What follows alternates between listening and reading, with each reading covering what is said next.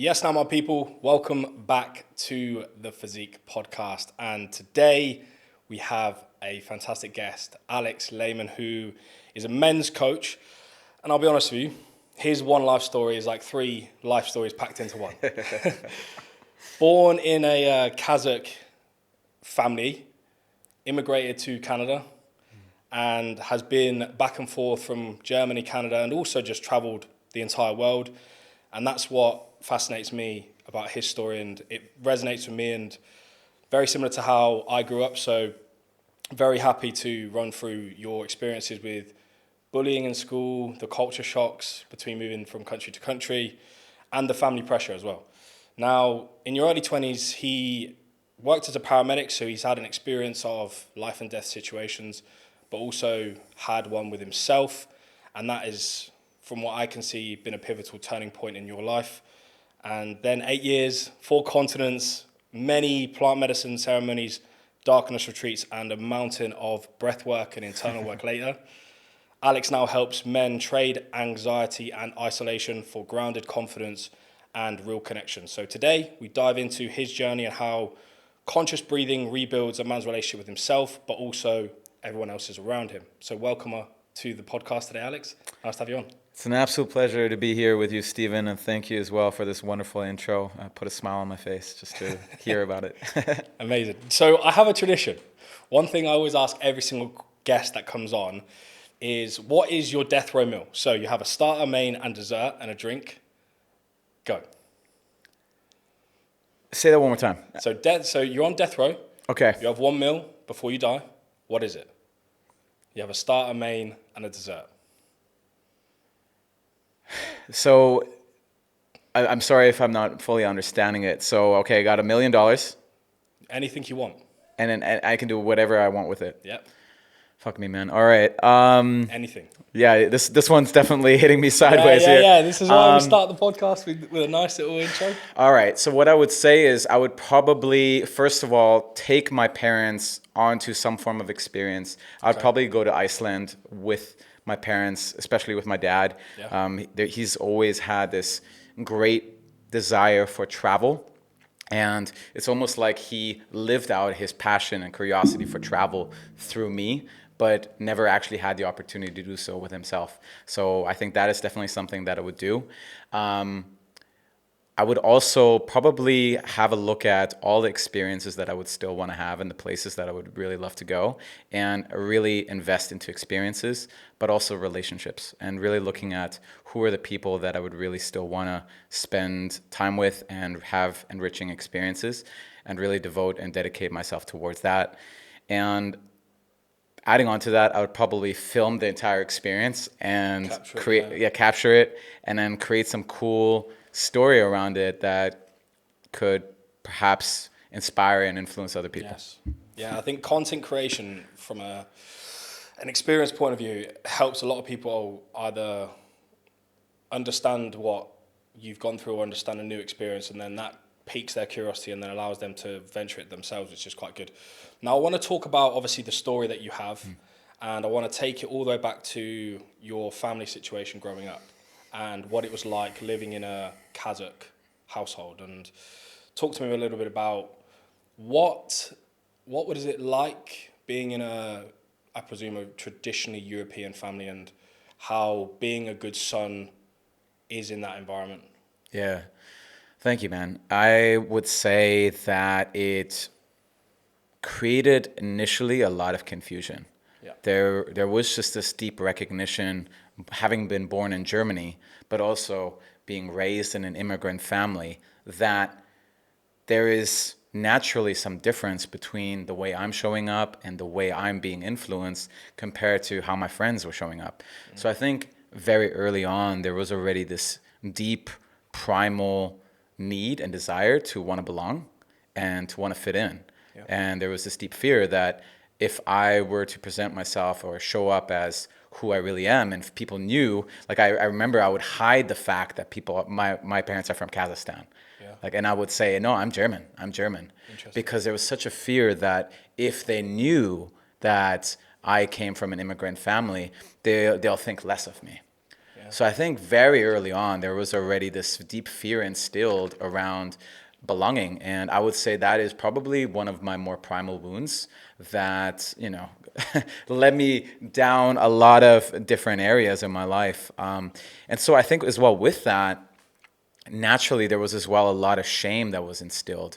I think, and this is as well something that was deeply and strongly present within my parents. Like, they come into this country that is not essentially quote unquote their own, and there is such a fear that if they misbehave, that they all might need to leave, right? So there was almost always this strong sense towards this is how you need to operate, and this is how you don't operate, right? So naturally, it instills a lot of shame. And I think this is as well something that I was very sensitive towards growing up. And so with that as well, it didn't really actually lead to me feeling the confidence, nor the safety, nor the courage to actually just genuinely be myself.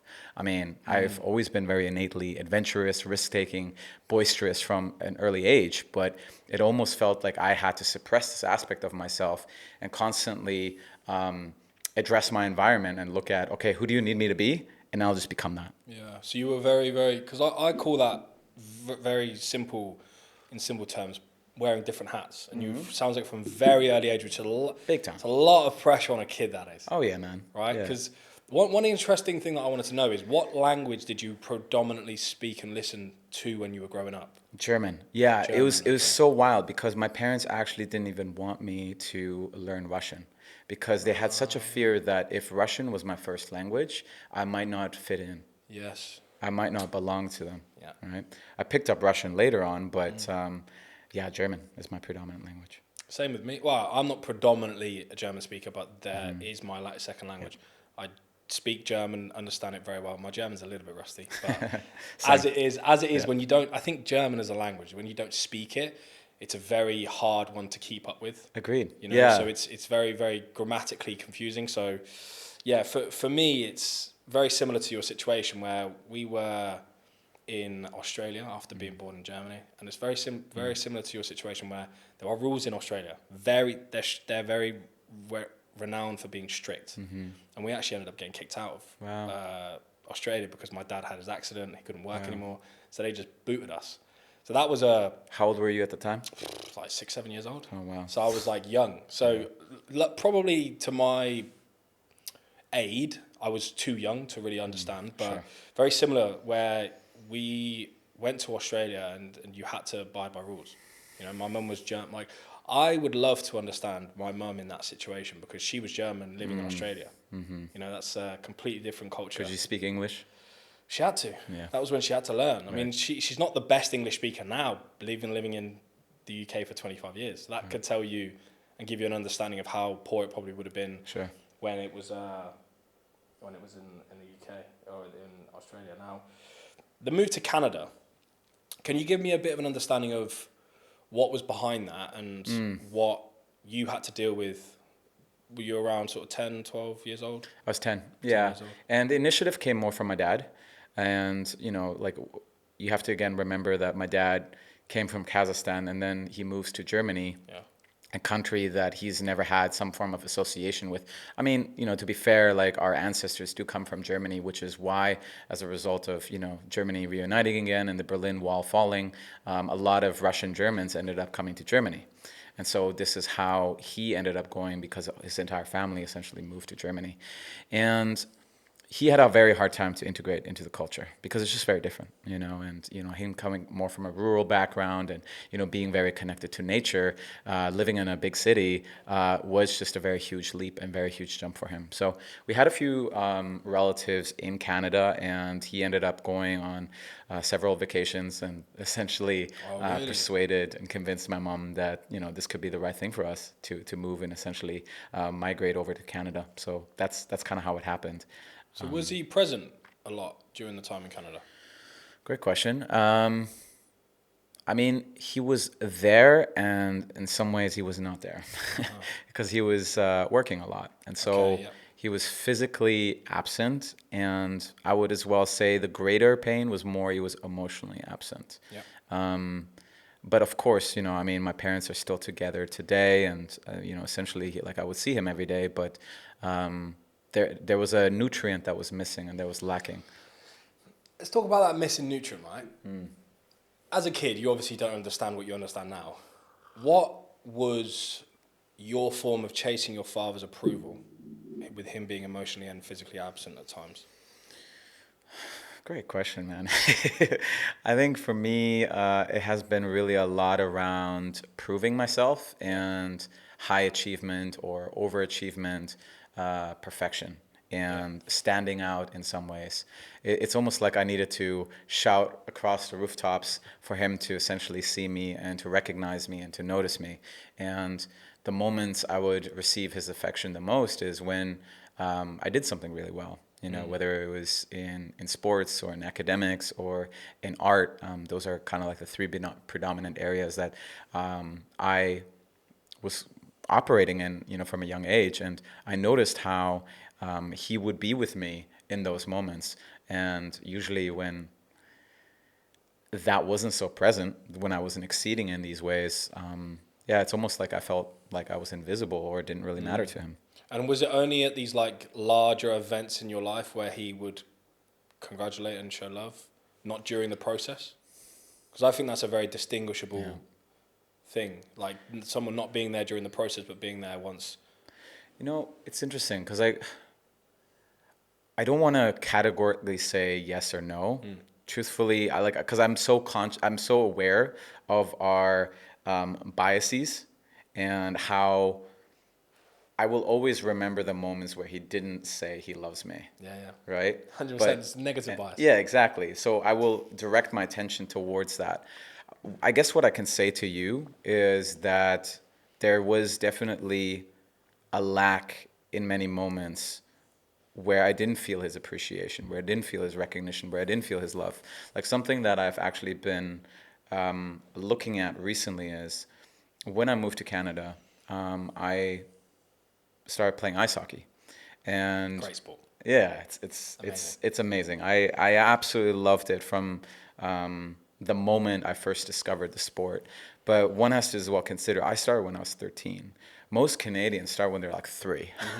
Like that's when they actually like put on skates, and that's when they go on the ice rink. So these guys had 10 years on me. Yeah. And so as a result, I was naturally not very gifted or skilled or competent, and I had a lot of catch up to do. And that wasn't always easy for me because, there was so much pressure on me that if I didn't perform well, they might tease me, they might bully me, they might mock me, and I might not really fit in. And so there were so many times where I didn't really perform in the way that I wanted to.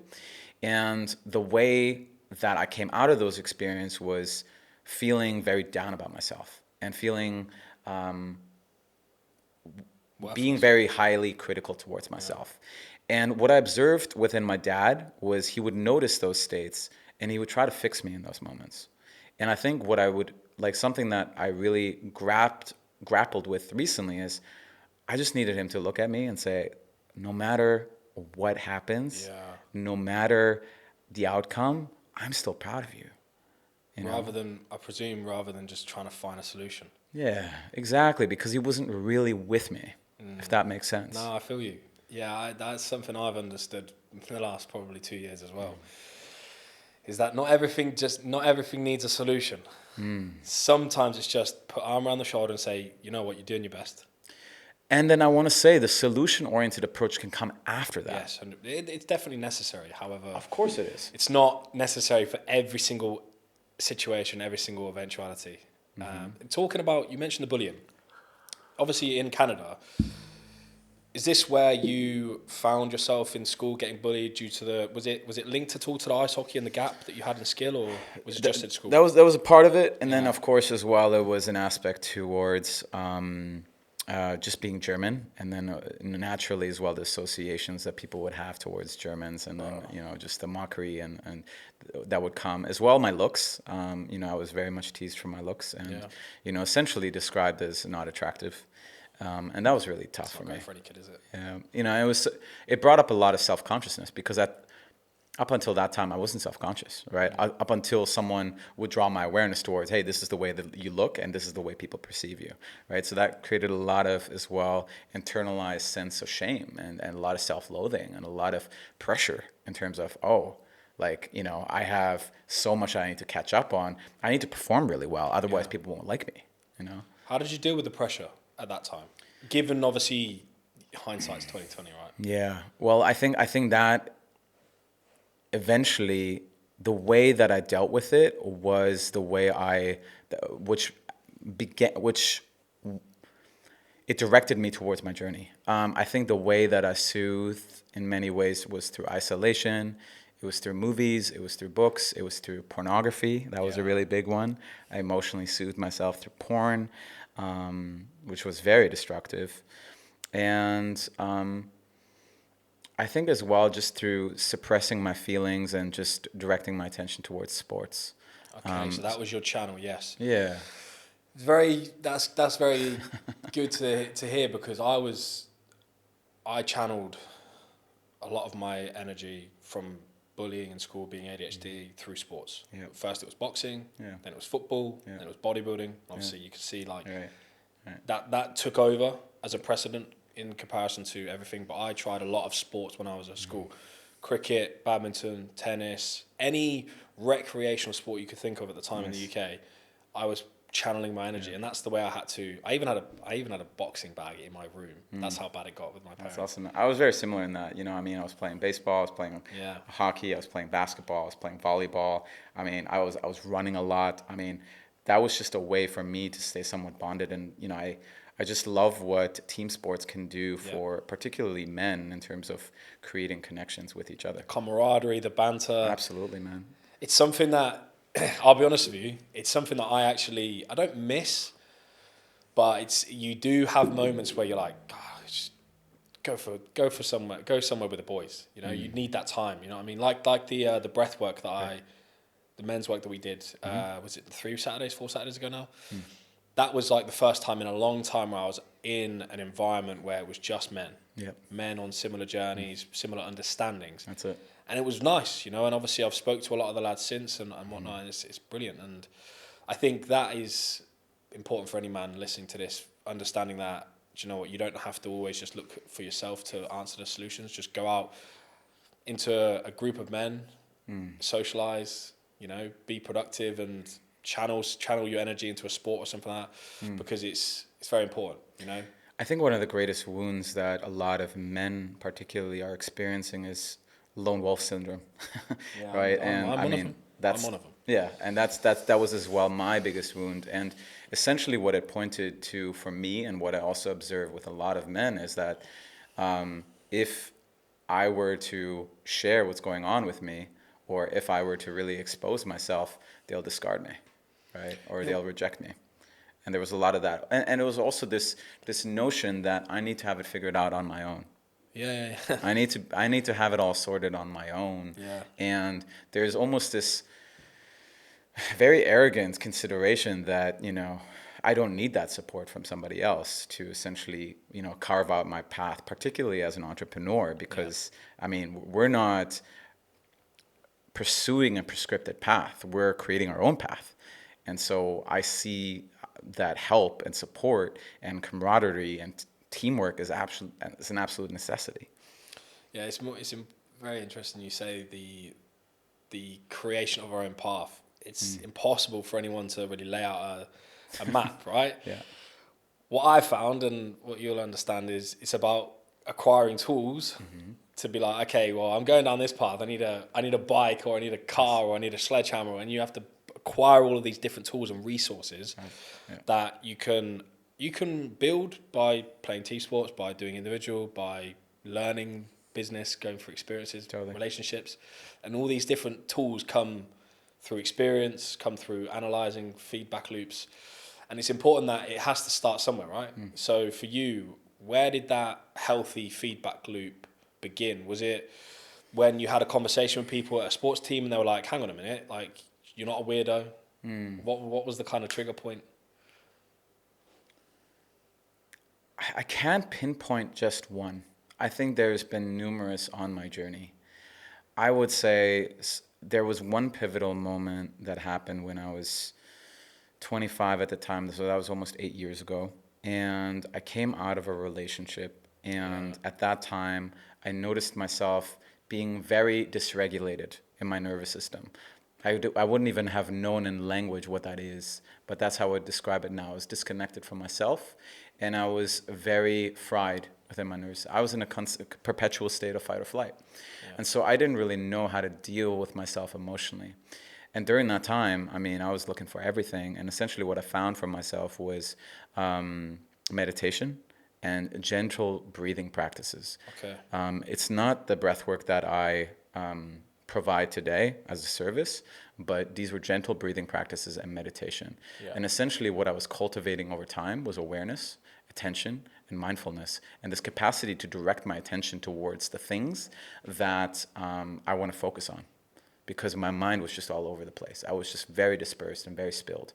So that was, I would say, my first access point. Mm-hmm. Second access point would probably have been more in the realms of yoga and qigong, which was a continuation of exploration to Eastern practices, and there was that interest around the mindfulness aspect or the meditative aspect incorporated with movement, because having been someone who's always been very competitive and athletic my whole life, there was an interest of, okay, like how can these practices actually help us to be more at peace with ourselves. That's essentially what I was looking for, right?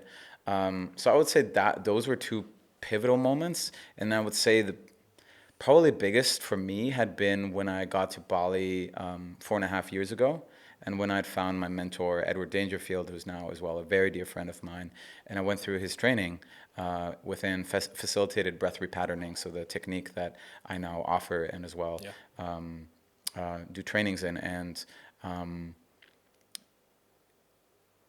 it was a very impactful time for me just to work through all the things that had been suppressed and repressed, but also to be in community amidst the time where I was moving through those things. So I would say those were the pivotal experiences. And then, of course, I had some deeper explorations. I mean, you had mentioned as well some of the things that I had done.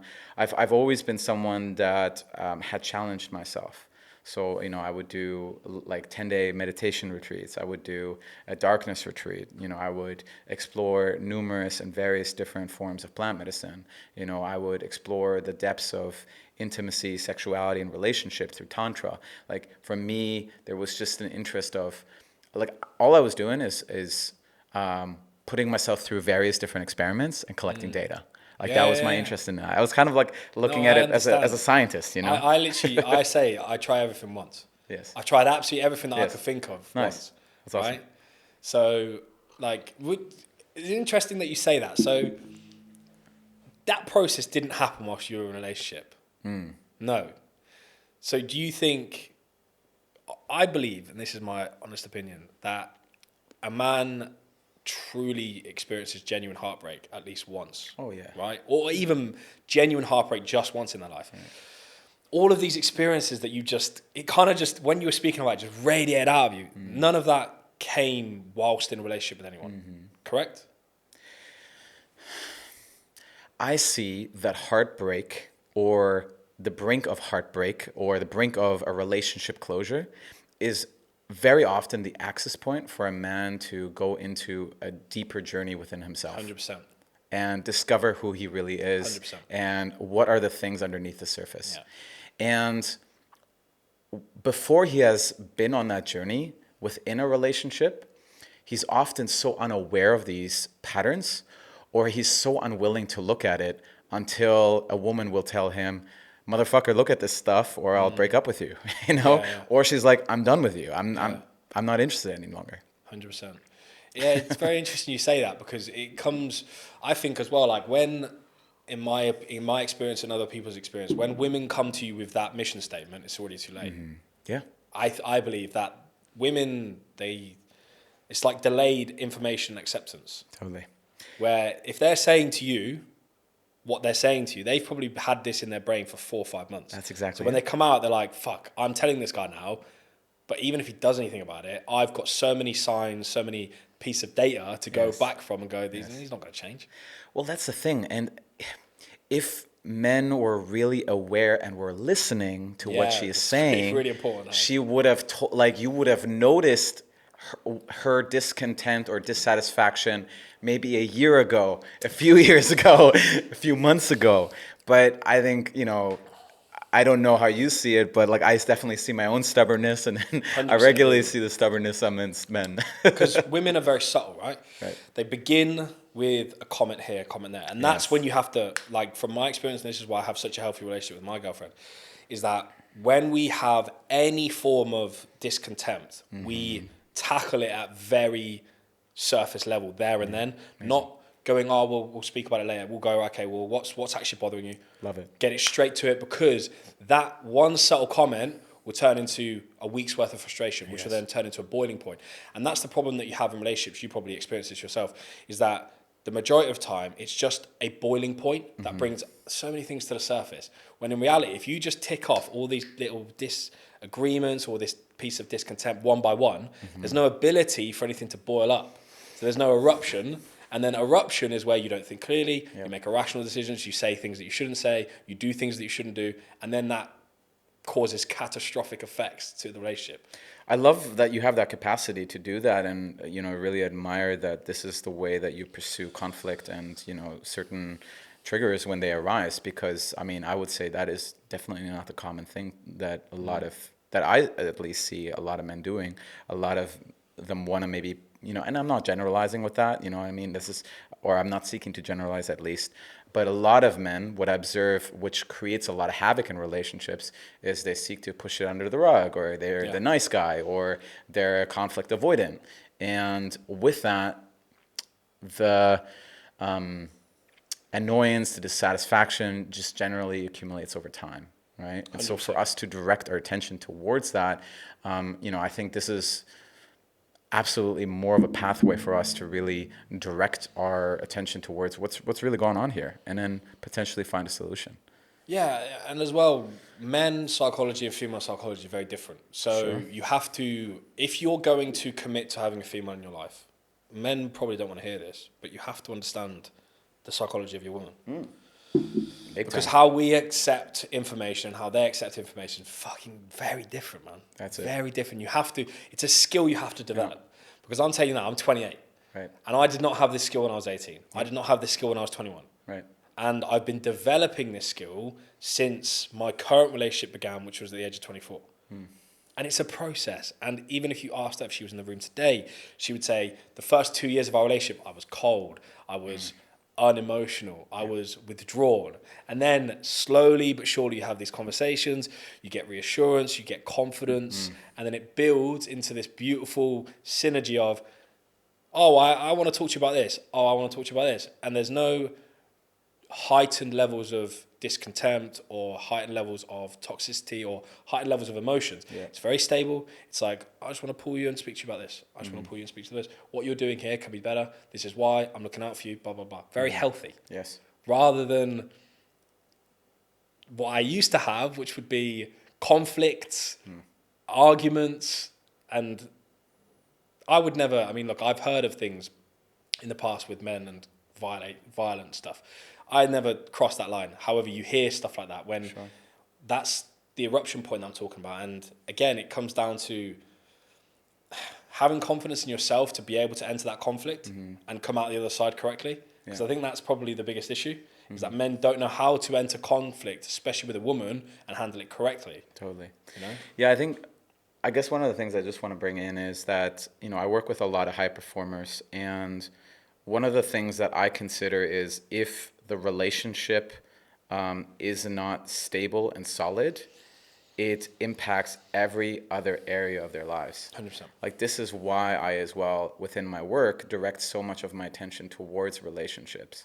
Because usually, from my experience at least, when there's a lot of stability within the relational field, whether it's in your intimate relationships, whether it's in your friendships, whether it's with your family, I think that really creates as well this solid and very rooted foundation through which we can actually go out in the world and take risks and really be bold. Yes. And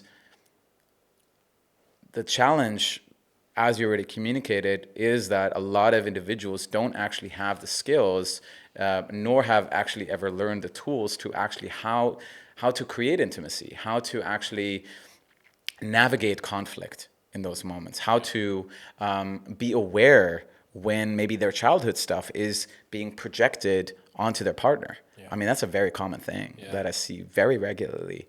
And, essentially, as I mentioned, relationships are an access point, I believe, for a man to really see what's happening with him internally, what's going on with him internally. And to me, it's actually as well an ask or a request or a demand for us to really start looking at, okay, who am I really, and how am I operating in my life? And how that impacts not only the people around them, but yourself as well.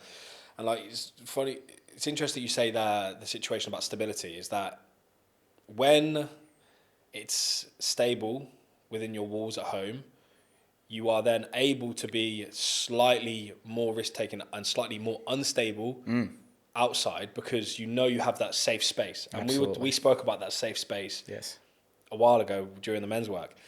And because you have that safe space as a man, and this is the way I look at it, because there's that safety net and that safe space, you know that when you step out of it, you can be bold, you can be brave, you can be risk-taking, because you have the safe space. And because the relationship within it could be friends, could be partners, could be family, right? Because that's a safe space and you can always come back to it, it's almost like one day your level is like 50 at home, and then you can go out and be 75 because you know you can come back, and then you start again. And every day, like every single day is a reset. Every single day is a new opportunity to be brave, to be bold, to take risks. But it all starts with having that safe space. And if you don't, then you're distracted. You're worrying about what other argument you're going to have. You're worrying about if you do something, you might upset your partner because the understanding between you two is not there. Like, I think the most important decision that a man can make is the woman that they have in their life, because she will give you the platform to be successful. Yep. Because you don't have to think about, oh, well, I'm going to give you an example. Let's say you're out of the house for 6 hours, right? Imagine if you've got one woman who is constantly nagging you to come home, and one woman understands what you're doing. She's very safe in your relationship. She's very safe in their environment. She will let you do what you need to do, and you'll come back, and then you'll debrief. Rather than this woman going, where are you, where are you, where are you? Because there's distrust, or there's a lack of problem solving that they've had with their life and their childhood and daddy issues, blah, blah, blah. That situation is going to be a desired situation for any man listening to this. No one's going to say, oh, I want a nagging wife or a nagging partner over one that just lets them do their day and cracks on and come back, you know?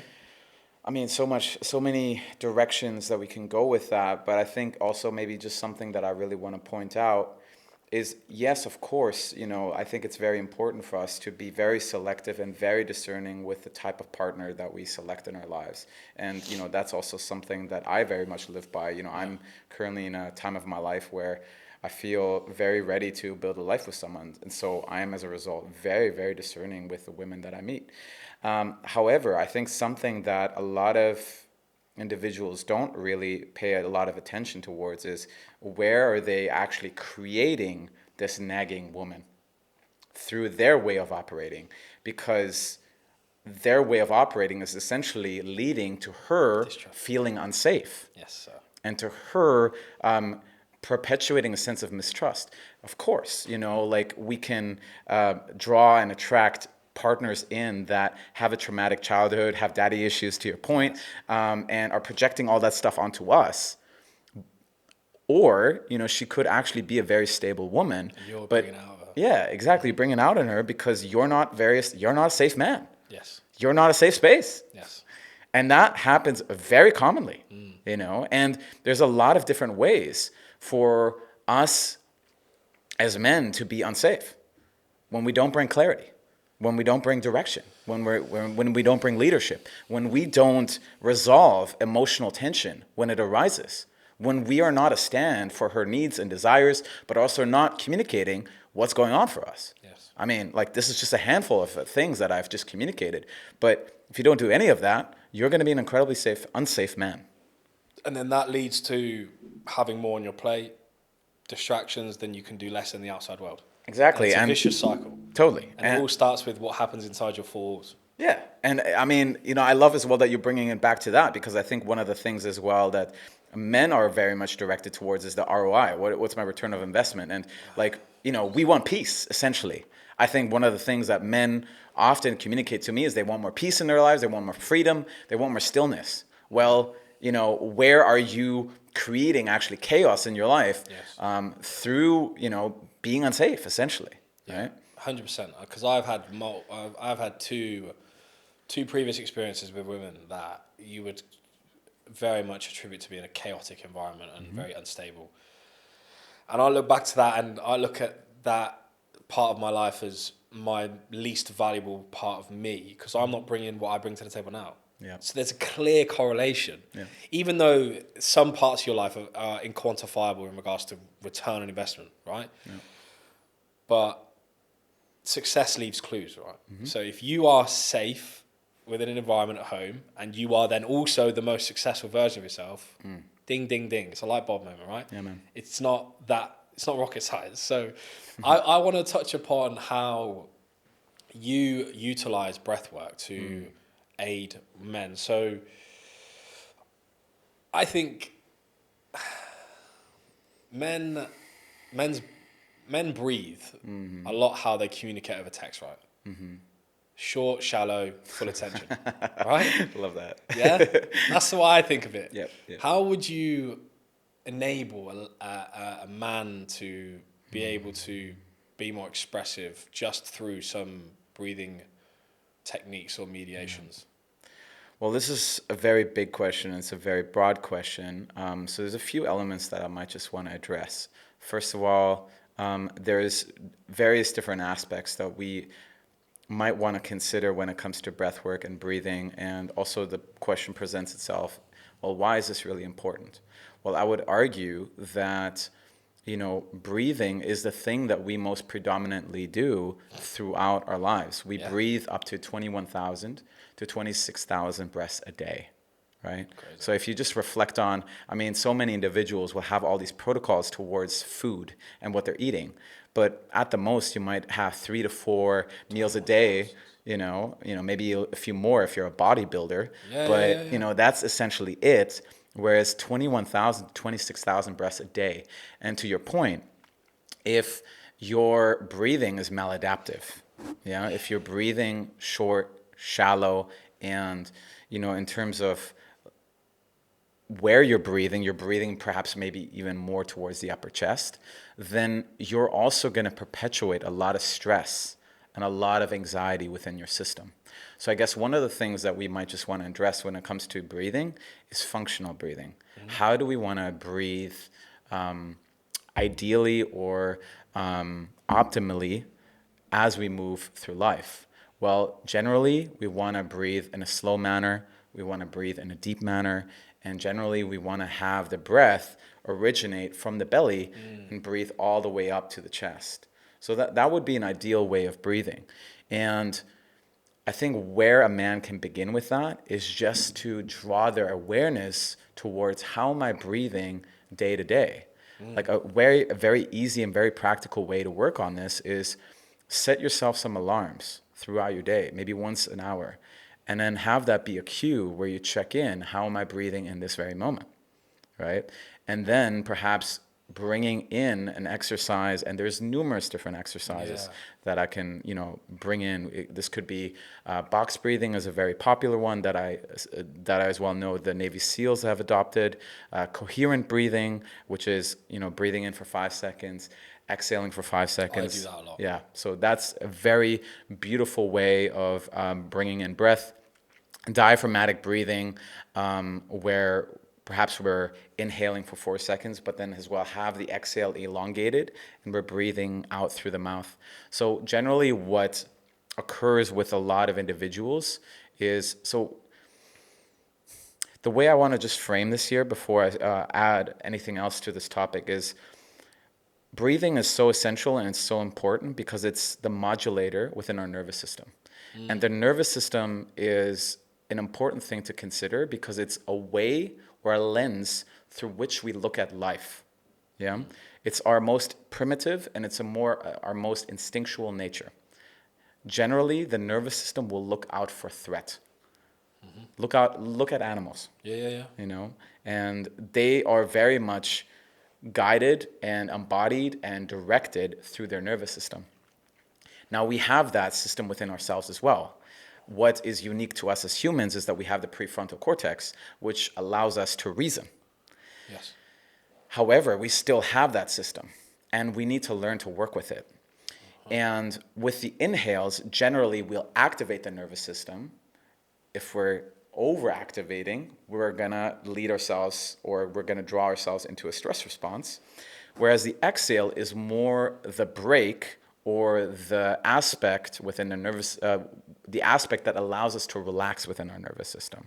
So this is why I say, having elongated exhales and maybe exhaling through the mouth, whereas you inhale through the nose, can be very helpful to start exploring these two dials of the inhale as the accelerator and the exhale as the brake.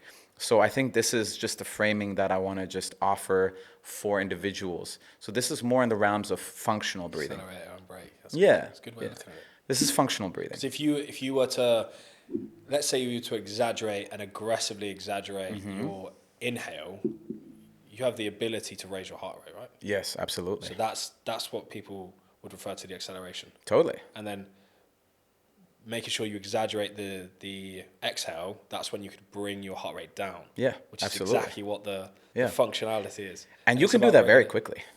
You can do that very quickly. Yeah. I mean, we can do a breath practice right now, and we could do it to essentially activate ourselves. And I mean, our heart rate would go up, and we would be a lot more activated. There's going to be an adrenal response that's going to be activated as a result. We'll feel more focused. We'll feel a little bit more one-pointed. Or we could bring a breath practice in, and that calms our nervous system, and so we'll feel maybe a little bit of like a woozy, somewhat high place. And I just want to say those breath practices can really draw that out. So I just want to say this is functional breathing. Now, what we did within the workshop is very different from that. Yeah. So one of the things that I just want to maybe draw in for the listeners is that we have mind-based styles of breathing, and we have body-based styles of breathing. So what I had communicated and what I'd been sharing so far has been more mind-based, which is there is some form of technique and there is some form of repetition or maybe a certain count through which we are inhaling and exhaling. So it's a prescribed form of breathing, and the intention is to change our state of being. Very impactful because it can create rapid change, but it's not very malleable to create long-lasting change unless you practice it a lot. Like, we live here in Bali, so as an example, we could do a very grounding and very regulating and relaxing practice right now, but as soon as we go down to the highway where all the bikes are, we're straight away going to feel stressed again, right? So with that, these practices are good to regulate our system, but they're not great for long-term change. Now, what we did, we explored those practices, but what we did, which is uniquely different towards the end of our workshop, is we went through a conscious connected breathwork practice, which is more under the school of body-based styles of breathing. And those are very uniquely different in the sense that we still have a prescribed form of breathing that we're bringing in through a looping breath. And that's all we're doing, right? So we're just looping our breaths and we're removing the pauses between our breaths. And what happens as a result of that is that the active prefrontal cortex and the mind somewhat not shuts off, but becomes less active. And deregulates. As a result, subconscious and unconscious material can come to the surface. And also our subconscious breathing patterns come to the surface. So the way we would breathe subconsciously. During our sleep. Yeah, exactly. Or when we don't think about our breath. Because the unique thing about the breath is we can either control and manipulate our breath consciously, or we don't need to think about our breath, and the body will do it for us. Right? So unless I draw your attention towards your breath, the way you're going to be breathing is more subconscious, right? You would 100%. refer to the fact that, a lot of people will breathe shallow. That is their subconscious breathing pattern. So what we're doing through the body-based styles is, unique to the technique that I was trained in, which is called facilitated breath repatterning. We're actually repatterning the way people breathe subconsciously. And the way we want to breathe in a most optimal way is in a very malleable and very flexible way, depending on what the situation is requiring of us. If you and I, Stephen, go to the gym, I want to have the capacity to breathe very deeply and very fully, essentially bringing myself into a stress response. Yes. But if we're going to go out to the beach afterwards and we're going to have a coconut later, I don't want to breathe like that. No. I want to be in a very chilled and very social manner with you. And so as a result, I want to be actually in a more predominant parasympathetic state, which is more of the relaxed state of the nervous system, whereas the sympathetic is more the stress. Up-regulation, down-regulation. Yeah, exactly, right? So I could say more to this, but like I just want to pause here because I know I've said already a lot, and then I just it's interesting because my cogs are turning and how what you're saying, I'm picking up on what I do during my day, and I do a lot of that short-term down regulation because I have ADHD. Okay. I have absolutely zero issue with increasing my response to things, right?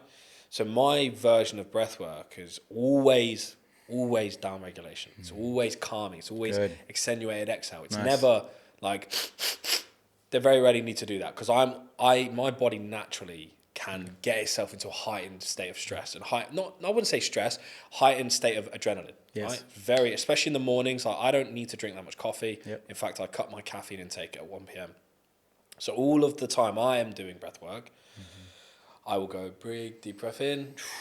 Love that. And then I'll and then take an extra exhale at the end. Where you take big deep breath in and then a short, sharp extra one and then a slow exhale. Physiological sound. Yeah, so that for me is what I always practice pretty much. It's hard to say whether I do it every single day, but it's pretty much every day. And like, how would you link that to men who are potentially suffering with a relationship at home where they could use some form of technique to help them stop blowing their fuse or whatever you would call that? Yeah, fuck. It's so much I could say to that. Well, before I answer that question, I just want to draw the listeners towards something that you had said, which is, I just want to acknowledge you for the way that you're navigating this, condition of ADHD. I'm very neurodivergent myself as well, and so with that, there's a lot of sensitivity within my system. Yeah. And what I would argue is that you're being a leader of your own nervous system. And you're taking ownership and responsibility for what it is that you're acquiring in order to operate in the most optimal state. 100%. If listeners can really listen into that and really attune to themselves what it is that they're really needing and start giving themselves that, I think that can already be very life-changing. So I just want to acknowledge you for that first. In terms of your question, so many directions I could go with this, but I think one of the places that I would just like to address is often what is causing and what is leading to men perhaps blow up and then maybe lead or engage in behavior that they're not proud of, or where they're like, what the fuck, like how did that aspect of me come online? What that usually points to for me is unaddressed, accumulated emotions that are being buffered and are suppressed and repressed. And so you can kind of see it like a volcano that they might be able to contain until a certain moment. And as soon as emotionally there comes a moment where they have exceeded the capacity of what they can contain, it's like it spills out. It's uncontrollable at that point. Exactly. And they can't do anything about it. So what it essentially requires for a man is to take responsibility for the fact of looking at what are the emotions that have not been fully acknowledged, addressed, or completed, or processed through their system. And I think one of the things that's unfortunate is that a lot of men are not aware of that. We addressed heartbreak, but how many men actually deliberately and actively go through a grieving process when they go through heartbreak? Yes. or maybe they have a rough few days, weeks even. Maybe they're numbing themselves in the process, but they actually haven't metabolized it. They haven't digested it, similar to the food that they would eat. All that's done they've just shoved it down, right? And generally, that stuff will come up, particularly in intimate relationships. So I think we gotta take responsibility for those things. Is it, when we say intimate relationships, we're talking about vulnerability, right? Those things come out in situations where you're more vulnerable. Yeah, I mean, sorry, I was just distracted by the light. I don't know what happened. That was weird. Absolutely. I mean, I think within intimate relationships, what's so unique about them is that we can't hide. Yes. And whether we live with the person yet or not, we are going to be more immersed with the person in, maybe not the most optimal times. I mean, I think it can be easy for all of us to contain ourselves if we meet maybe for 1 to 2, maybe even 3 hours The mask. on it. Yeah, and then we keep a mask on. Whereas if you're actually living with someone or spending more time with them because you're in an intimate relationship with them, you cannot hide in the same ways anymore. No. And so your stuff will come to the surface. Yeah. Your shit will come to the surface. If it's not treated within you, then it will come eventually. Exactly. Day 100, day 1,000. It will come. And that's what's so unique about intimate relationships, right? And that's why I love helping men in relationships, because that's usually where the greatest pain point is. Yeah, listening to you speak, I hear a lot of things that you're saying, and it makes me aware of the understanding I have within myself, because I look at my psychological state. Like, I have a beast within inside me. And if people are listening to this, what the fuck are you talking about? Hear me out, right? Yeah. There are elements where I have experienced in my life that beast come out, but there are also elements where I've been able to unlock that beast within a competitive environment. Yeah. Now, I know, roughly speaking, where level 100 is. So I do my best in a day-to-day scenario to stay around 60, 70. Yeah. And if I need to go to 80 for whatever reason, I do, but I very, very rarely try and get to anywhere sort of 90, 95%, because that is where I have the ability to potentially lose control. Yeah. So my way of managing that, which is what you've already spoke about in terms of like regulation, is not getting to that boiling point or not getting to that situation, staying around that sort of 60, 70 mark on a day-to-day basis, but also being able to tap into that version of my animalistic side, my gorilla side, as and when I'm in the gym, or as and when I'm competing, and as and when I'm exercising. I can access that very well, probably better than most, because I've been doing it for so long, and I can really bring that side out of me for very, very short bursts, and then down-regulate very quickly. Nice. It's almost like doing a set in the gym. Yeah. This is a very, very common example. I do a set in the gym where we do the heaviest I've ever done for probably about 6 months, and then do a set of like 6 reps. Within that 6 reps, I'm accessing that beast. But then as soon as I'm out of it, I'm chill, down regulation again.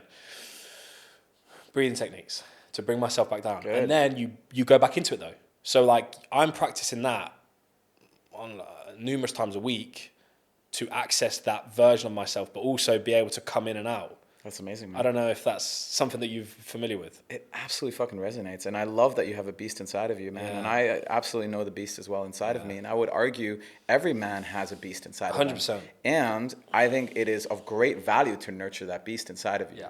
You don't want to be run by the beast, and you don't want to be collapsed into the beast, but you want to channel him in those moments when it requires you. Yeah. Like we have a primal, we have a feral, we have a very undomesticated side of us, and it can be a very powerful aspect of our masculinity when we can harness it and we can build a very strong relationship to it.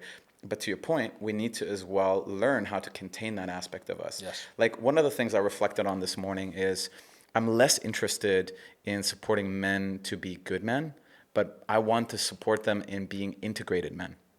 And I would argue when a man is integrated, he's naturally a good man. I can understand the thought process behind that already, because good is subjective. Yes. If you're integrated with yourself, that's not totally factual, but there's more precedent for you to say, right, this is integration rather than this is good, this is bad. Because good and bad is very subjective. Integration is less subjective. It can be subjective, but it's less. Yeah. So if you have a more rigid structure to go, right, what's integrated and what's not, rather than what's good and what's bad. Because if I said to you what's good and bad, you're going to say something different to me. So you want more of a refined framework. That's exactly it. Yeah, like integrated or integrity comes from the root words wholeness. Yeah, to be whole. And essentially that's what I'm seeing. And I think one of the greatest pain points for men is that they're fragmented. They're fragmented from numerous different aspects of themselves. One of them could be the beast, and as a result, they become nice guys. I don't know if you ever read this book, but it's a very popular one, No More Mr. Nice Guy, by Dr. Robert Glover. I actually had the great fortune of meeting him last week at this intensive that I was at, and I as well had him on my podcast. And I think this is something that we have quite of an epidemic of, like a lot of nice guys who are very much disconnected from their primality, from their power, from their aggression, from their assertiveness. Out of choice as well. Or do you not think it's choice? I mean, from what you say there, I think if you don't know how to handle something, you veer on the side of caution. So in that aspect, it's a choice. Right. Well, maybe I would be a little bit more cautious with the word choice, because I think it is conditioning, and I think they're just deeply, I think they're being led by fear. They're being led by fear that if I were to bring this side of me out, then they won't accept me, or then I'll be canceled, or then I'll be ridiculed, then I'll be shamed. And so I think they're actually more driven by emotion versus conscious choice. Because if you are someone who is integrated with the emotionality around something, and then you make a deliberate choice, then I would argue you have a lot more agency. But if there's a certain emotion that you're deeply fearing that's underneath it, then I would actually question the agency that someone has. It's interesting you say that, because I genuinely stopped giving a shit about what people say about me, opinions, a long time ago. And I think that comes back down to the idea of fear, right? I always say, what's the worst that can happen? And when you understand the actual psychology of what is the worst that can happen, evaluate your situation that you're going into. Evaluate the situation for yourself. But if I explore this, what's the worst that can happen? If I do this, if I do that, what's the worst that can happen? And 99% of the time, people don't give a fuck. They just want to solve their own issues. Like, we spoke a lot about solving internal issues. There's probably a lot of people listening to this going, fuck, I've got so many issues that I need to solve. Solve them. Don't fucking worry about me. Don't worry about Alex. Worry about yourself, because that is your number one priority. You focus on being the best version of yourself, then you can be the best man to protect and provide for everybody else around you. And that's a very simplified version, but I love that. And we can definitely go to those places with inquiry, like the way you're doing it. But I also think, like, one of the things that has greatly served me is that I don't need to lead my life in the absence of fear. But for me, fear is an access point to Fear is good because it actually cultivates the muscle of courage. And that's what I want more of in my life. So it doesn't matter how afraid I am. But the question is more, can I be courageous enough to confront the thing that I know is right, that I know is true, that I want to do, in the presence of fear. And so, that's generally how I would lead my life. And fear has many different layers, right? You could be scared of saying hello to somebody that you've never met before. It's that overcoming of that obstacle. And that is where men truly become the best version of themselves. You have all these tiny little obstacles that on a day-to-day basis, you just hop over. And then you do that 1,000 times. You gain so much inner trust. I call them trust points, right? You keep that many promises to yourself. You build that many trust points with yourself that nobody else's opinion or nobody else's situation can penetrate what you believe within yourself.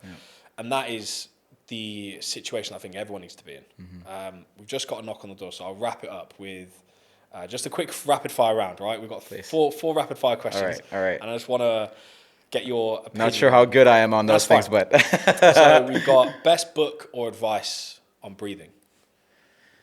I think I would say Breathe by James Nestor. Okay. Yeah, that's a really phenomenal book to start out with. Favorite breath coach you have studied with? Edward Dangerfield.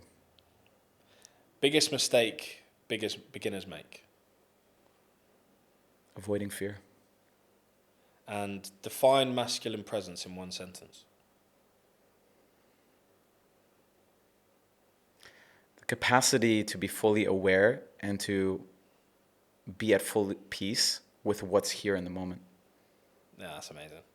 And that is a perfect way to end the podcast. Thank you very much for your time today. And I will be leaving Alex's Instagram. I'll leave your website, your links in the description below. If anybody wants to understand more about breathwork, I mean, look, I want to understand more about breathwork now. So if you're listening to this going, fuck, I need to understand where Steve's at. I need to understand where Alex is at with this whole concept of breathing, because something that you said there, 21,000 breaths is a lot of opportunities. I look at the number you said there as opportunities to change. Yeah. That's a fuck ton of opportunities there that you can regulate, manipulate, and harness and control. Yes. And that is far more than anything I can think of, like your diet, your training, your step count. Like, it's life-changing, man. Yeah, so like if you look at that number, like 21,000 opportunities, as I do now, it's a fantastic way of being able to really kickstart that curiosity, which I'm sure a lot of people will. So thank you very much once again. If you guys are interested, just click the link down below, follow Alex and inquire. And thank you so much for having you on. Thanks for having me, brother. Amazing.